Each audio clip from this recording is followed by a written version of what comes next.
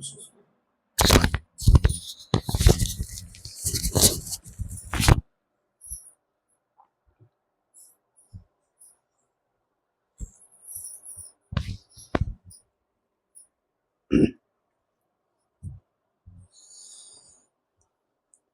आदरणीय विद्यार्थी मित्रांना नमस्कार. मी आपला DGK sir Akkalkot. Maharashtra set परीक्षा 2025 पेपर क्रमांक 1 त्याच्यातील पहिला प्रकरण अध्यापन कौशल्य, ह्याच्यामध्ये येणारे 100 महत्त्वाचे कन्सेप्ट आपण चर्चा करीत आहोत. ऑलरेडी 62 कन्सेप्ट आपण चर्चा केलेले आहोत. आता पुढील कन्सेप्ट आहे 63वा. मूल्यमापनामध्ये एक प्रकार आहे समेटिव्ह मूल्यमापन.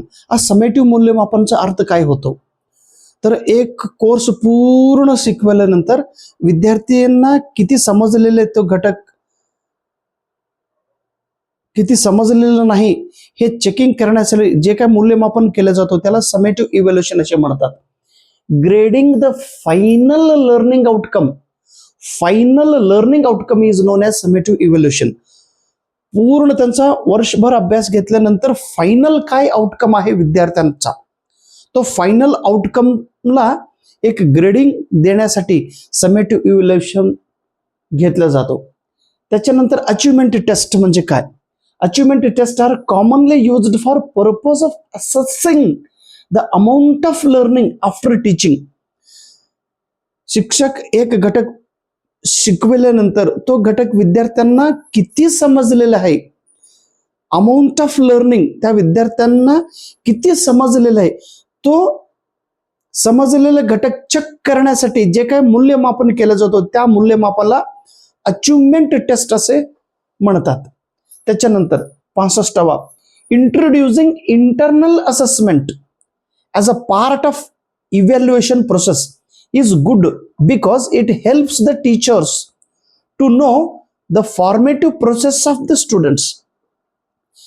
आता इंटरनल असेसमेंट वर्गात, शाळेत, कॉलेजमध्ये इंटरनल असेसमेंट का ठेवतात, इंटरनल असेसमेंटचा काय फायदा होतो, अंतर्गत मूल्यमापन असे म्हणतात.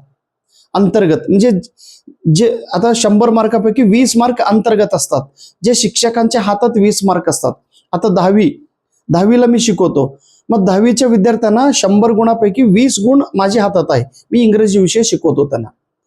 आता हे 20 गुण मी देत असताना त्या विद्यार्थी वर्षभर किती होमवर्क केलेले आहे, वर्षभर तो शाळेला किती वेळा आलेत, वर्षभर त्या विद्यार्थ्यांचं वर्तन कसं आहे, वर्षभर त्याचा किती प्रामाणिकपणा आहे, वर्षभर तो किती क्रिएटिव्हिटी त्याच्यामध्ये आहे, तो इतरांना कसे वागतात, कसे बोलतात, कसे वर्तन करतात, कसे अभ्यास करतात, कसे काम करतात, किती इंटरेस्टेड आहे, किती शिस्त आहे, हे सगळं पाहण्यासाठी इंटरनल असेसमेंटची गरज आहे. आणि इंटरनल असेसमेंट शिक्षकांना का मदत करतो, तर विद्यार्थ्यांच्या फॉर्मेटिव्ह प्रोसेस ऑफ स्टुडंट समजून घेण्यासाठी, विद्यार्थ्यांचा पूर्ण म्हणजे रचनात्मक अभ्यास करण्यासाठी, विद्यार्थ्यांचा रचनात्मक अभ्यास करण्यासाठी इंटरनल असेसमेंट फायदा होत असतो. आता गुरुकुल पद्धती भारत देशात प्रसिद्ध झाले होते कोणत्या वेळी, तर वैदिक काळात आणि उपनिषद या काळात. लर्निंग आउटकम म्हणजे काय, learning outcome is the most appropriate criterion for evaluating the effectiveness of teaching. आता इफेक्टिव्हनेस ऑफ टीचिंग मी तुम्हाला आता महाराष्ट्र सेट बद्दल माहिती देत आहे किंवा टीचिंग करत आहे.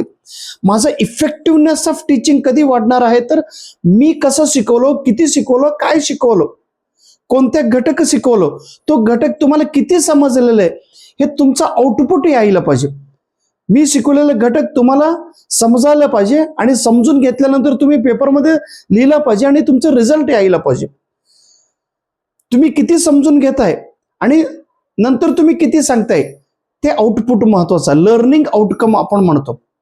आपण विद्यार्थ्यांना शिकवतो आणि विद्यार्थी पेपरमध्ये लिहिल्यानंतर त्याचा आउटकमिंग आपल्याला कळतो. Learning outcomes. आता CEC हे काय आहे, तर कन्सोर्टियम फॉर एज्युकेशनल कम्युनिकेशन. हे कशासाठी फायदा होतो, it is having the primary objective to disseminate countrywide higher educational programs through TV along with appropriate use of ICT. Higher education programs हे टीव्हीच्या माध्यमातून देशातील सर्व विद्यार्थ्यांपर्यंत पोहोचवण्याचे कामं CEC हे करीत असतात ICTच्या सहाय्याने. त्याच्यानंतर माइंड मॅप असे म्हणतो. माइंड मॅप म्हणजे माइंड मॅप, मॅप म्हणजे नकाशा. अच्छा, डोक्यातील नकाशा.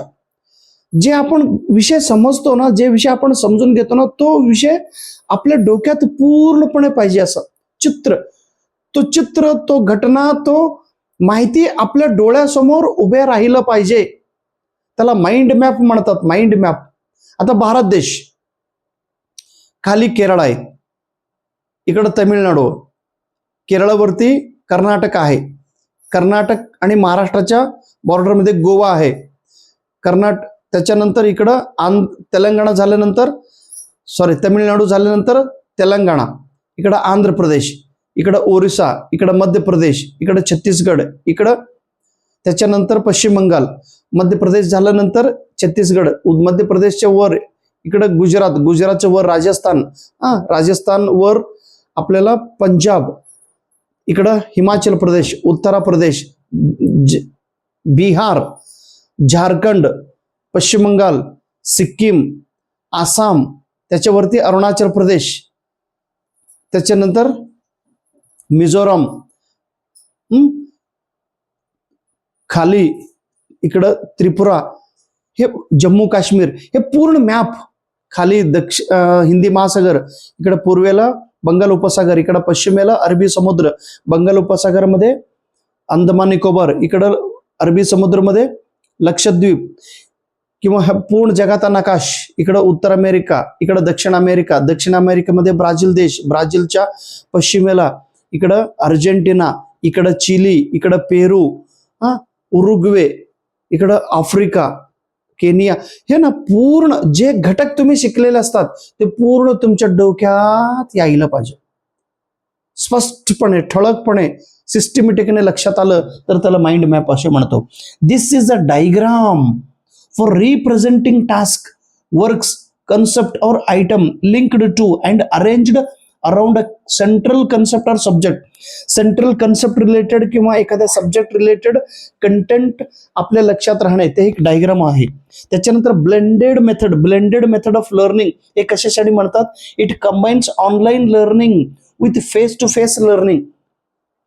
ऑनलाईन लर्निंग आणि त्याच्यासोबत ऑफलाईन लर्निंग दोन्ही एकाच वेळी होत असेल किंवा दोन्ही माध्यमांचा वापर करून जर विद्यार्थी शिकत असेल तर त्याला ब्लेंडेड लर्निंग असं म्हणतो.